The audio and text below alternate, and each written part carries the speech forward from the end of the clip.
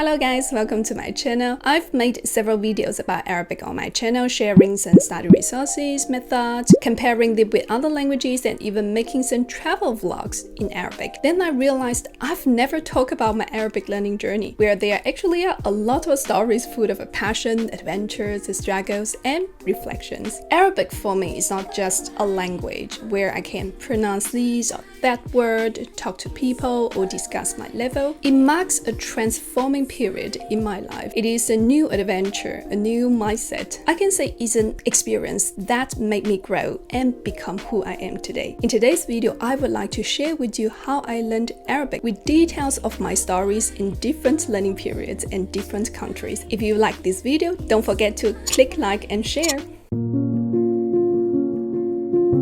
In 2017, I was doing my master in sociology in France. You guys know there are different domains in sociology. At that time, I didn't know which domain I would orient to. I was interested in a lot of topics. One day, I attended a conference about refugees, where there was a presentation about the Palestinian refugees that touched me deeply. After the conference, I researched the topics, read books and articles about it. I was very shocked by the situation of Palestinian people in the region. I started to reflect on what life of being a refugee is like. At that time, we had to find an internship. I applied to several NGOs in Lebanon, Jordan, because I wanted to observe it closely by myself.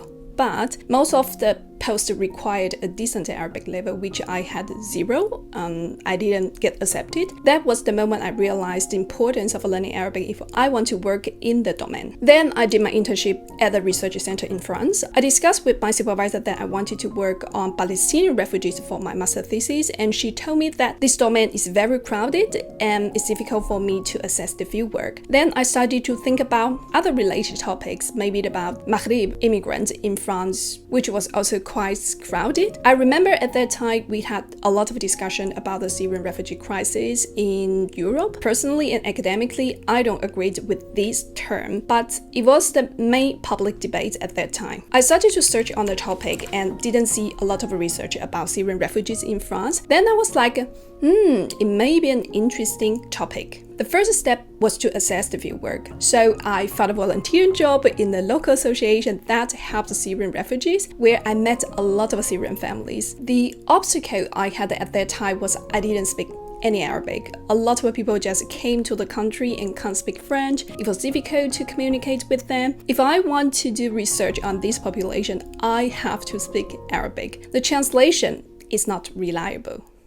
So I attended a beginner lesson in our university to learn Arabic alphabet. I still remember the first lesson, how lost I was. I was trying so hard to pronounce ha and kha, but couldn't get it right. I also searched for all kinds of Arabic learning resources and asked people around me. I remember my Morocco classmate, who was born in France, was also learning Fusha Arabic. She shared a lot of intro books and she gave me this book as a gift, which is my first Arabic learning book. She also told me about some lessons at our university. It was a bit like an amateur courses. They only have 2 hours per week. Students are from different majors and ages. We even have some retired people there to attend the lesson. I went to the lesson and it was a bit advanced for me, but I still attended. The teacher is from Algeria. He's doing his PhD in Arabic literature. He's also writing poetry. He has a huge passion for the Arabic languages and has deeply influenced me from the beginning. I was very lucky to meet passionate people from the beginning who showed me the beauty of the language. At the same time, I was doing volunteer work in that association. I started to speak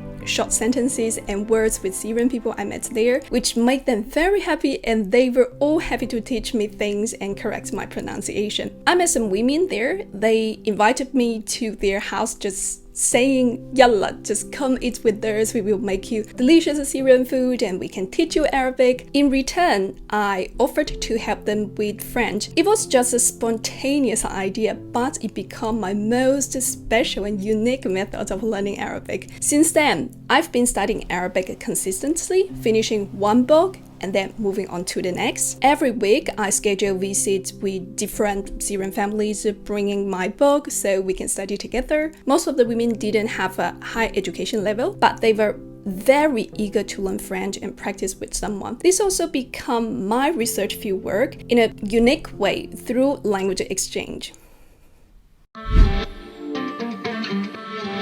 Then, during the summer holiday in 2018, I decided to go to Morocco for a month of intensive Arabic study. I attended Ahlan Arabic School in Rabat, studying more than 4 hours a day. The curriculum focused on Fusha, and we had both private and group lessons. I was also living with the Moroccan family at that time. They helped me a lot in practicing the language. It was my first time in an Arabic-speaking country, but it wasn't easy to practice Arabic daily because the locals speak Darija, a dialect very different from Fusha, and also French. Although I tried speaking Arabic in daily life, it was somewhat limited. Nevertheless, I love Rabat. It's a beautiful and cozy city. I spent a lot of time walking around, enjoying the sea, and I even started learning to surf there, which is another funny story.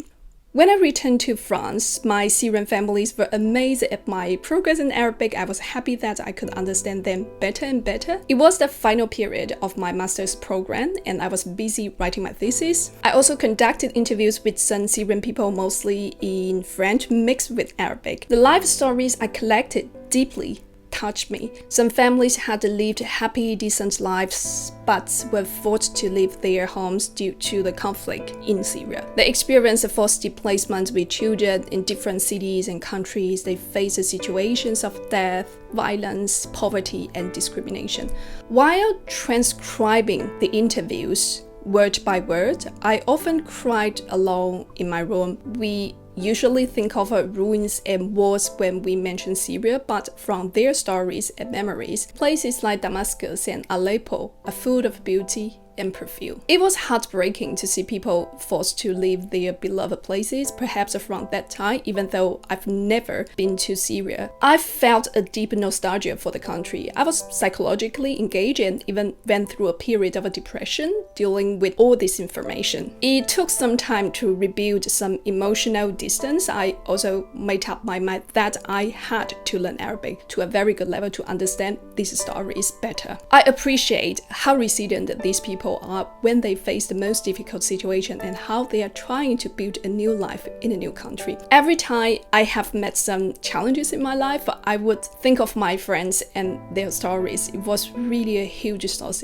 of inspiration and strength. During the spring holiday in 2019, I went to Lebanon for a short trip. My first time in the Middle East. It was a magical experience. I remember the moment I stepped off the plane, the air, the smell, everything seemed so familiar and so curious. A funny incident happened when my friend and I got scammed by a taxi driver who threatened to drop us in the middle of the route unless we paid more.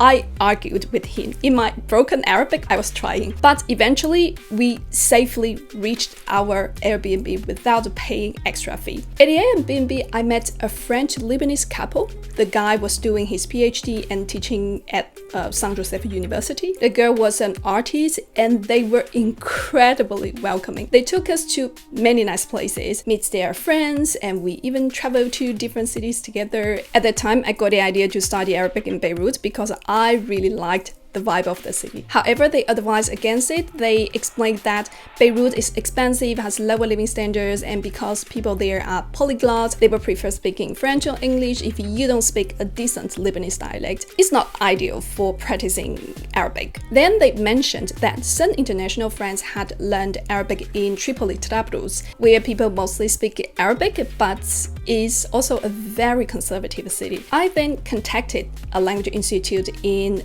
Tripoli for a visit. There, I exchanged a bit with the person in charge who spoke perfect French, and I asked to see the accommodation. In a shared apartment organized by the institute, I met a British girl, a journalist with an intermediate advanced level in Arabic. She told me she had studied Arabic Fusha first in Egypt, where there are good institutes and teachers and is much cheaper than Lebanon. She suggested that if I wanted to have a solid foundation in Fusha, I could try Egypt and then pick up the dialect after in another country. So after completing my master's degree in November 2019, I decided to take a gap year and headed to Alexandria, Egypt to enroll in intensive Arabic courses.